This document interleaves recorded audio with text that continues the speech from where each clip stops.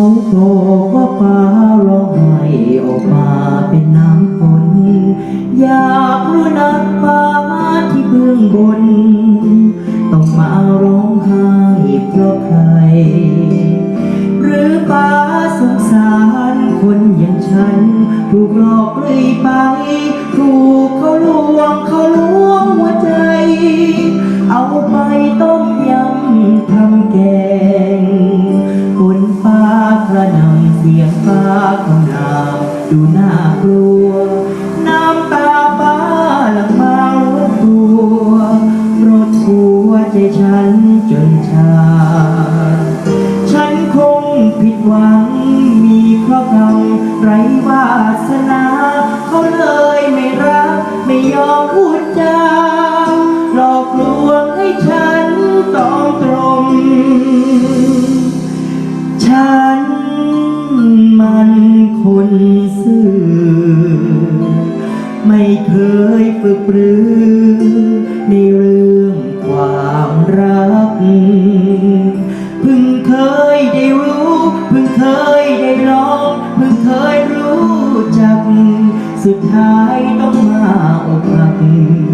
ไม่รู้จะดำยังไงเขาบอกว่าฟ้าร้องไห้ออกมาให้ฉันฟ้าสงสารและคงผิดหวังที่ชักนำให้ฉันพบเธอน้ำตาที่ไหลจากความตั้งใจไม่ได้พังเพลินชาตินี้เก็บแล้วนะไม่อยากเจอหน้าเธออีกเลย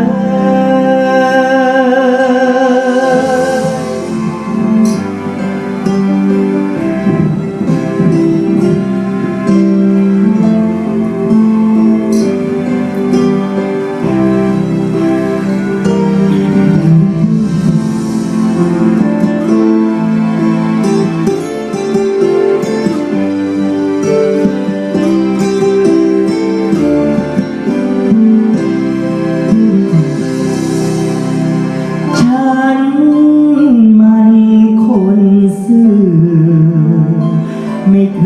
ยฝึกปรือในเรื่องความรักเพิ่งเคยได้รู้เพิ่งเคยได้ลองเพิ่งเคยรู้จักสุดท้ายต้องมาอกหักไม่รู้จะดำยังไงเขาบอกว่าฟ้าร้องไห้ออกมาให้ฉันฟ้าสงสารและคงผิดหวังที่ชักนำให้ฉันพบเธอน้ำตาที่ไหลจากความตั้งใจ